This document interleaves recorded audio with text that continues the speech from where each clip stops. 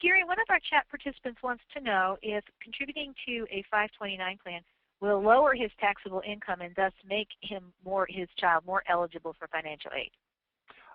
Contributions to a 529 plan for federal purposes are not tax deductible. So it's not going to lower their financial aid. Lower their expected family contribution for financial aid. Okay. That's what I thought, but it sounded like a good idea at the time. Joe, we've been talking about state tax deductions, but we do have a question here from someone who lives in a state that does not offer any tax breaks for contributions to a 529 plan, and they want to know, how do I choose a plan?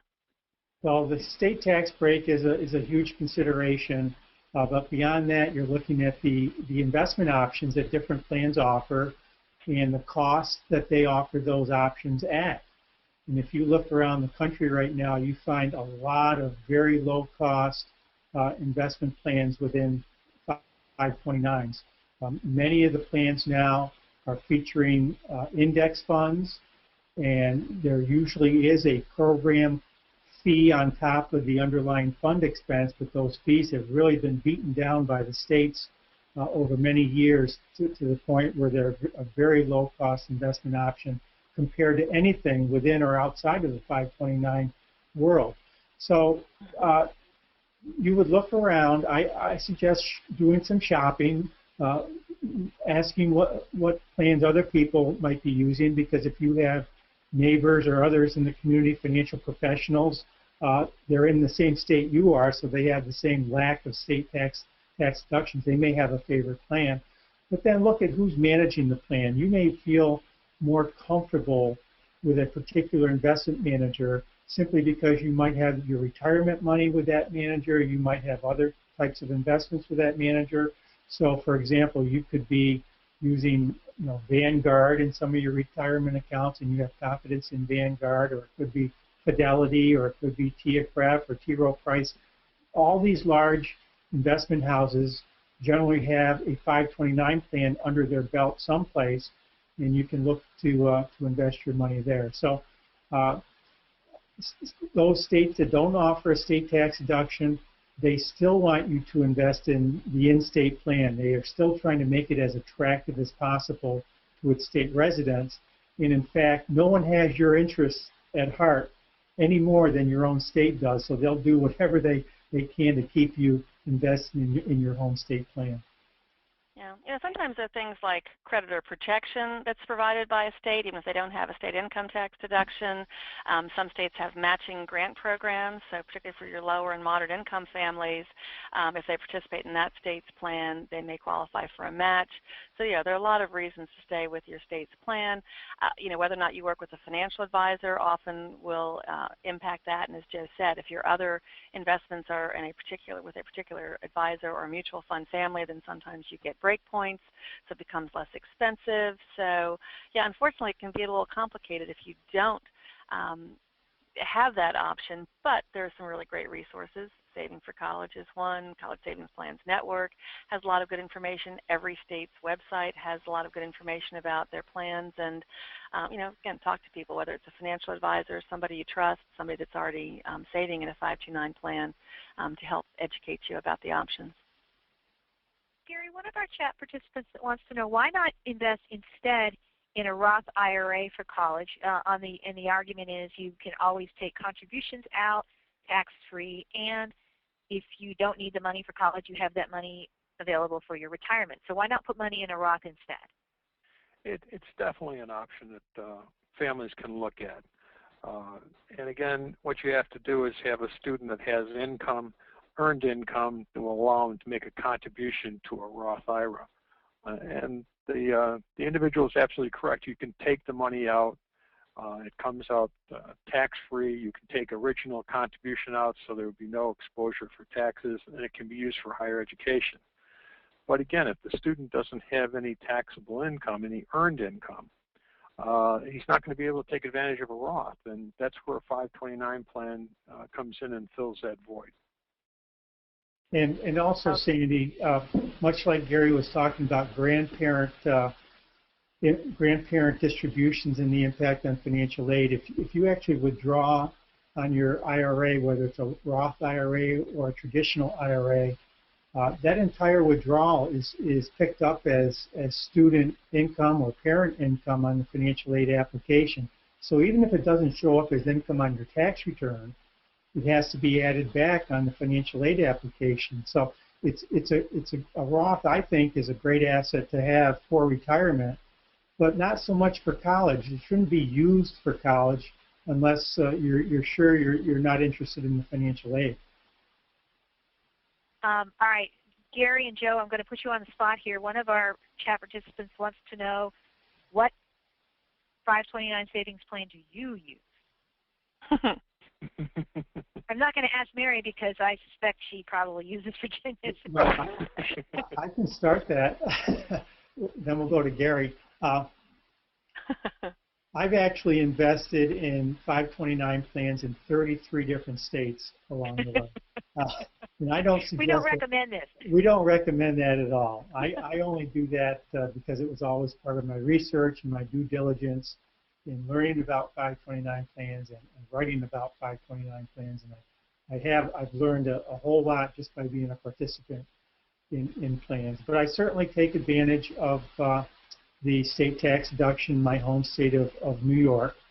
And I've looked around at other plans that I thought had good investments. I've invested in Virginia's plan where Mary basically runs that program, and many other states, and they've worked out tremendously. Both of our two kids are through college at this point. We've used 529s extensively to fund their college education. It all came out tax-free, so it actually really leveraged those funds to pay for more of their college and books and supplies and things like that. I've even participated in some prepaid tuition plans. There aren't many that would allow me as a New Yorker to participate in a prepaid tuition plan because they're generally restricted to state residents. But there used to be one or two states that would allow non-residents to be in their prepaid plan. There's also a prepaid plan out there for private colleges called the Private College 529 plan, and we've participated in that as well. So, Gary, can you beat me on it? Did you have more than 33 different states? No, I'm afraid you're way ahead of me on that one, Joe. We had one boy and we had one plan with New York State, so you're way ahead of me there. Well, if I were younger, Joe, I would ask you to adopt me because it certainly sounds like your kids are in good shape. Mary, one of the questions that came in earlier wants to know, and I think Virginia does have some tax breaks. Do you have to go to college in Virginia to take advantage of the tax breaks available through Virginia's 529 plan? No, absolutely not. That's one of those misconceptions very often. Even with, we have a prepaid program in Virginia, and that, as Joe said, I'm really glad that you mentioned prepaids because I think they're a really terrific option in the, whatever it is, 12 states now that have an open prepaid. And those are designed to be used primarily, and the best benefit from most prepaids is at an in-state public school, but there's still not a restriction. But the tax deductions are irrelevant. So the one restriction for Virginia, and as Joe said, there are 34 states that have some kind of either tax credit or state income tax deduction for contributions to their plan. There are only 6 states that allow you to make a contribution to any state's plan and get the state income tax deduction. So it doesn't make any difference where your child goes to school, but it does make a difference sometimes where you live and which plan you're using. So those 6 states are called parity states, and they provide a state income tax deduction regardless of what state's 529 plan you use. Most states, and Virginia is one of those, you have to actually participate in Virginia's 529 plan to obtain the state income tax deduction. But then for the federal and state income tax benefits of not having income when you actually take your distributions, there are no restrictions. As long as it's an eligible educational institution under the 529 rules, which again are mostly schools that qualify for federal financial aid, doesn't matter. You don't have any income and you don't have any penalties for your distributions. Gary, one of our chat participants who I think is a grandparent wants to know, is it better off for the grandparents to set up their own 529 plan as with the grandchild as beneficiary or contribute to the parent's 529 plan. And I guess their concern is what happens if the grandparents have some kind of emergency and need the money? That's an important consideration. You may have to spend down the 529 plan if it's in the grandparent's name and they have a medical emergency, let's say, and they're going to go on Medicaid or Medicare. They may, in a situation there, have to spend that down in order to get those benefits from the government. So in that situation, what you might want to do, if you think that may be a problem, is then to gift the money to the parents of the student and then have them put it in their 529 plan. That way it would be more secure. Okay, but Joe, let's flip that around. What if the grandparents aren't so much concerned about Medicaid eligibility but want to have the option of having access to that money for some kind of emergency? Wouldn't they be better off keeping the plan in their name? Well, yes, perhaps. Whenever I'm talking to grandparents, I will ask them, do you want to control this account in the future? Do you want to have the ability to pull it back for yourself at any time? Or would you rather just make the contribution, help the kids through college, but let the parents take care of the account and take care of all the finances?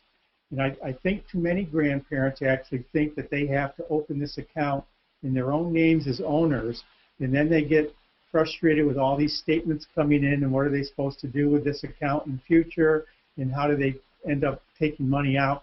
So I advocate in many situations that the grandparent not put the account in their name, but rather put the account in the parent's name, make contributions to the account that's in the parent name, but as long as you trust that the parents will do the right thing, which is, use the money to pay for their own kids' college education, parents are typically the ones that are ultimately responsible for making sure their kids can get through college. And so I think it just helps in a lot of cases to let the parents control all the 529 money from whatever source.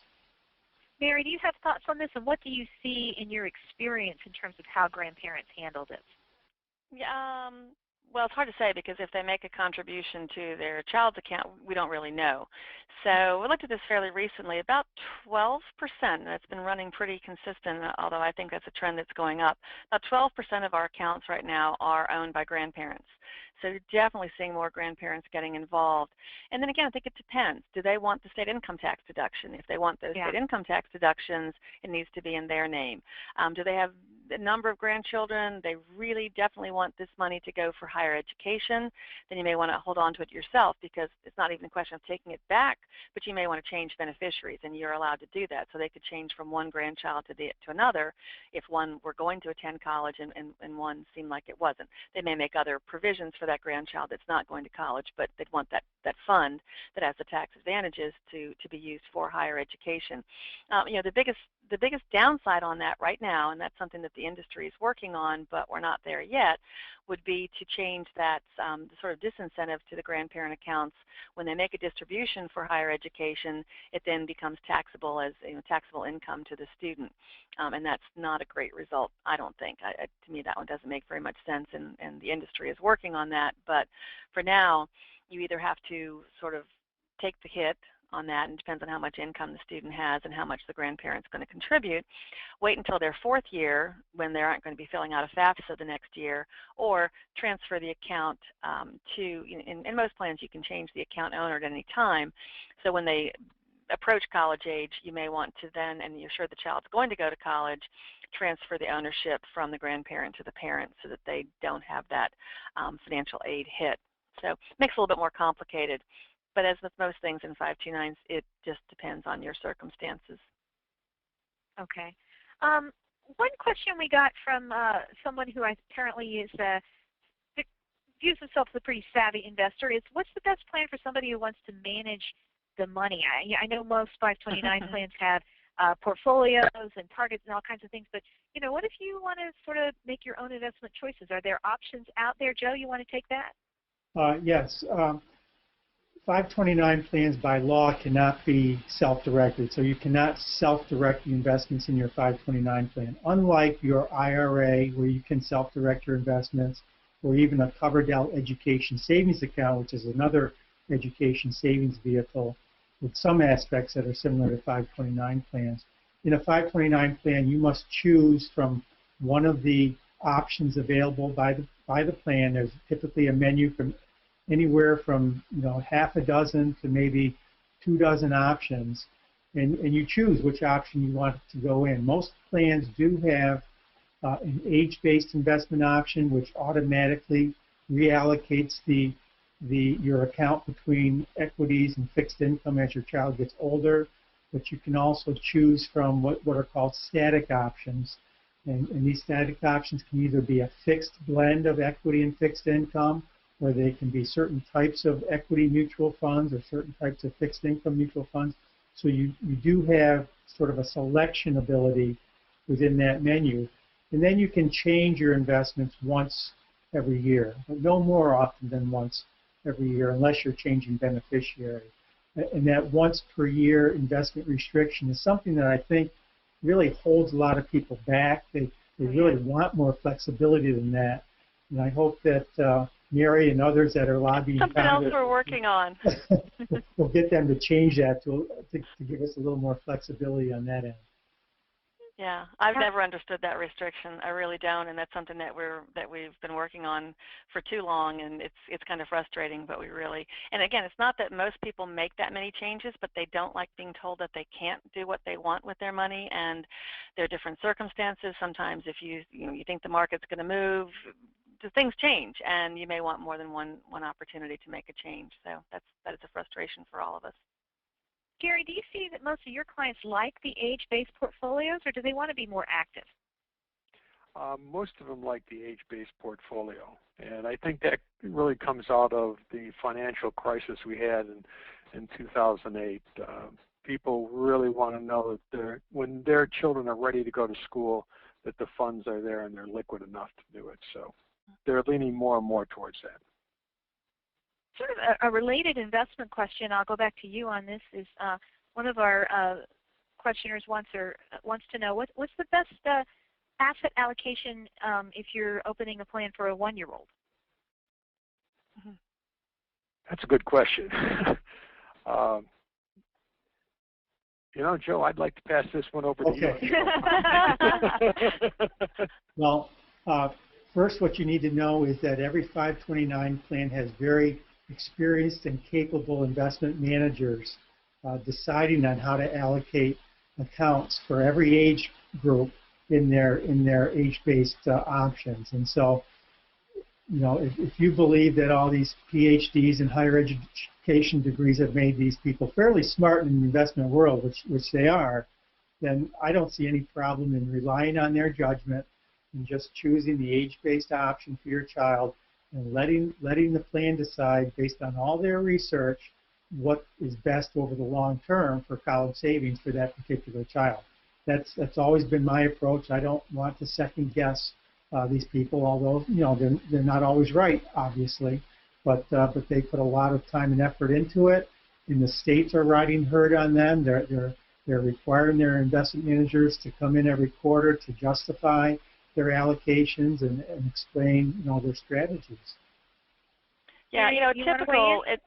Sure.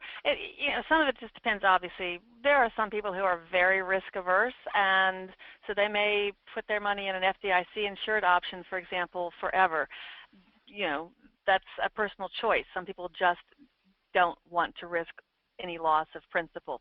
But for those who understand that the markets can go up, markets can go down, I think the age-based options really make sense. And you don't see a ton of variety in those. I mean, there are some differences on the margins, but typically they start with about an 80% equity allocation, 20% fixed income.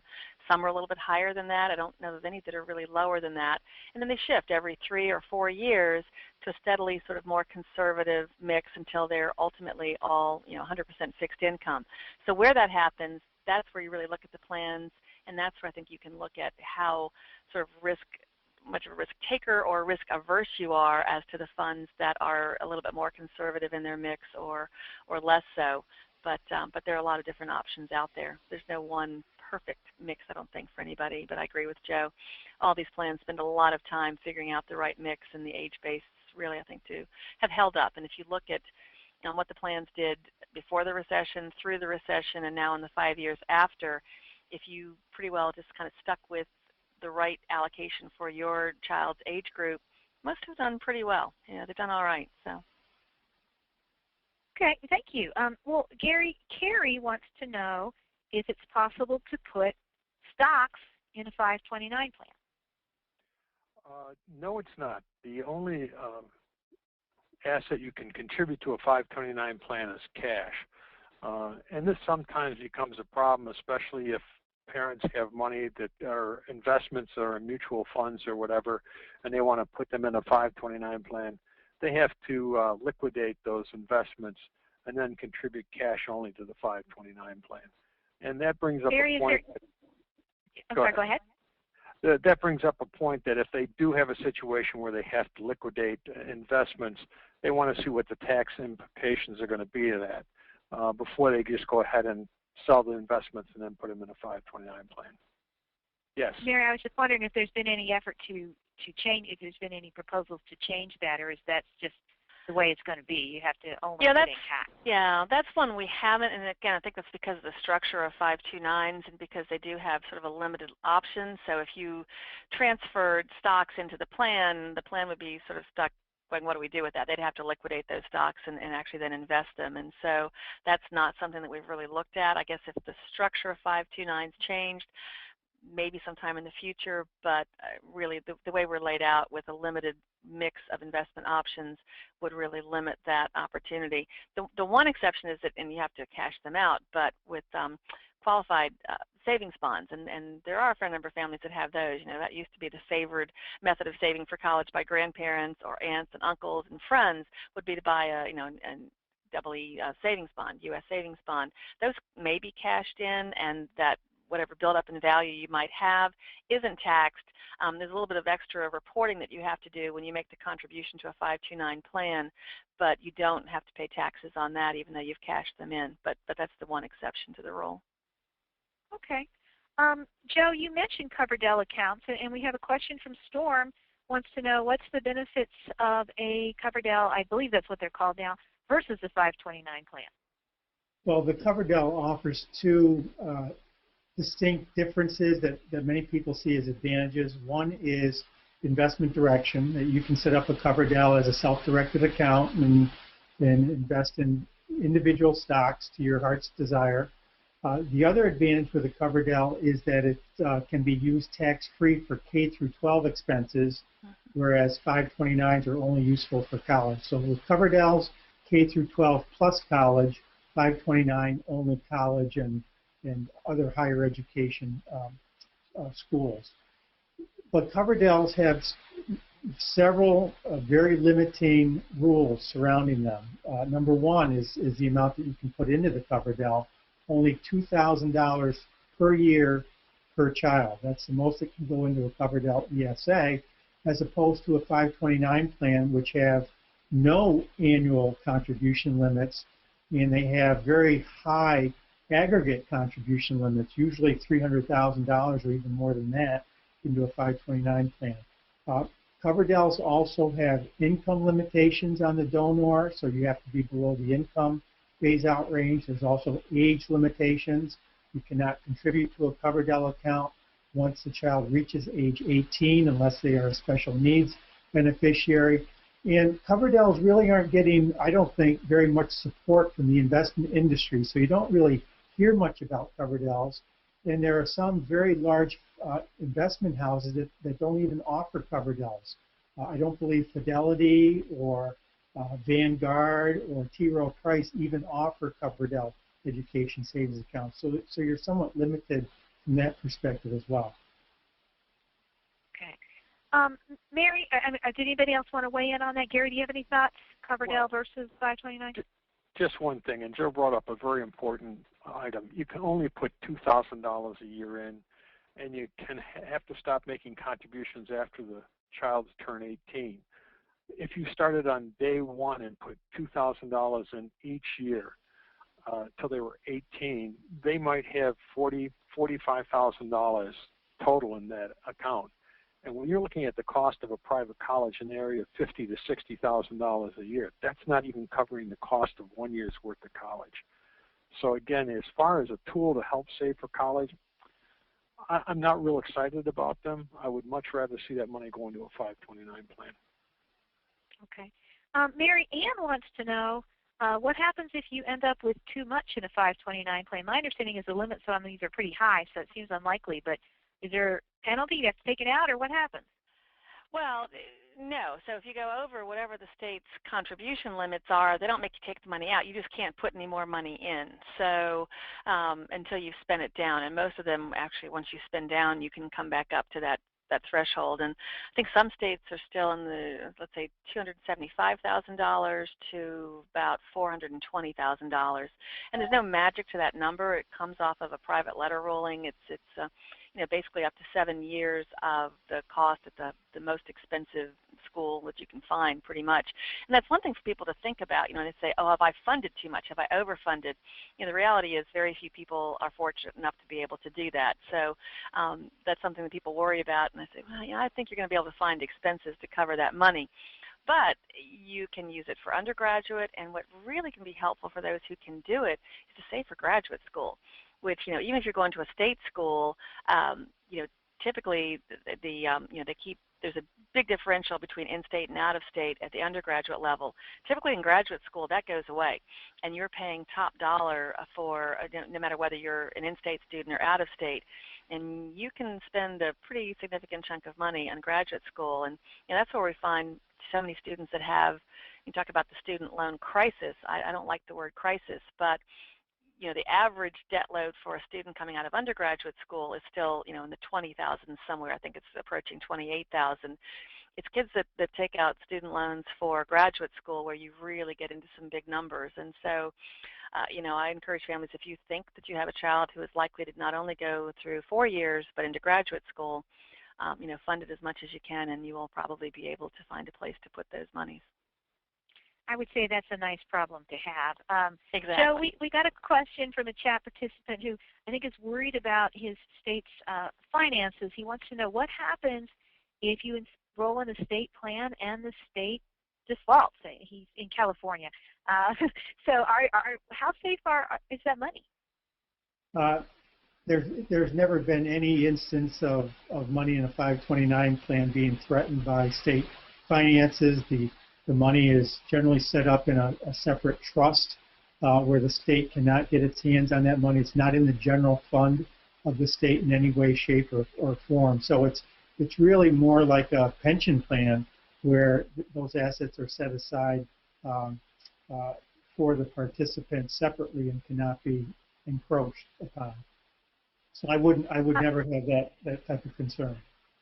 And kind of a related question that just occurred to me, Gary, is what happens if you set up a 529 plan and you file for bankruptcy? Is that money protected? Maybe that's a question for a lawyer, but I imagine some people wonder, is that money protected from creditors? Do you know? I believe it's on a state-by-state basis, but many states have those 529 plans sheltered from bankruptcy. Joe, have you seen anything else different than that? Well, yeah, under the federal bankruptcy rules, 529 assets are excluded from the bankruptcy estate. So there is a benefit there. There are a couple of strings attached. The money must have gone into the 529 plan at least 2 years prior to filing for the bankruptcy, and the account beneficiary must be your child or your grandchild. But outside of that, once it's been in there for a couple of years, then you don't have to worry about filing for bankruptcy and having the 529 plan taken away. Yeah. And the same thing is true, and what typically happens at the state level is that they're exempt. They have creditor protections. So if you have a debt that's being pursued to judgment or something like that, typically the 529 accounts, and again, I think there can't be any fraud. You can't have put them aside to avoid creditors, but if you meet the criteria, then they're not subject to process in that type of a debt enforcement proceeding. Okay. Well, these are all, I'm learning a lot, and I'm sure that all the participants who are today or submitted questions are learning a lot too. We got a nice question from someone named Adam who has a brand new godchild, and he wants to know what's the best savings I can start now and contribute over time. Gary, you want to take that one? Well, a 529 account. That, and again, we are seeing more and more and more of godparents in setting. And again, if they set it up in their own name and they keep control of it, then they get this tax deductions typically. There aren't any restrictions, and if the godparent's in California and the child's in Nevada, it doesn't make any difference. You can set it up in your state because those proceeds, as you asked earlier, can be used for a beneficiary in any state and in any institution that qualifies. So they're very flexible in that way, and it's a great way to help a family, and you can let them know, and again, you can encourage gifting throughout the year and on special occasions. And if the parents have their own 529 account, then instead of giving a bunch of stuff that they're going to outgrow or break or get tired of, make a contribution to that parent's 529 account. They'll appreciate it, and they'll make sure they let their kids know that their godparent, their aunt, their uncle, their grandparents help them get to college when the time comes. And it's one of those few vehicles that once you set that up, you know that you're putting funds into this 529 plan. It is going to be used for higher education. You also still have control over the plan should something happen and you need to get the money back for whatever reason. But again, if you look at all the vehicles that are out there to help save for college, this is probably one of the best tools you can use is going forward to save. And we talked about the maximum contribution limits. The minimum contribution limits are extremely low in 529 plans. Generally, $25 is all you need to get an account open. That depends on the particular state that's running the program and how it sets its limits. So it's extremely easy to open the account, get it going. And when I talk to people about prioritizing your savings, retirement versus college, etc., to me, the priority is generally, make sure you have some emergency cash for yourself. Make sure your life insurance is covered.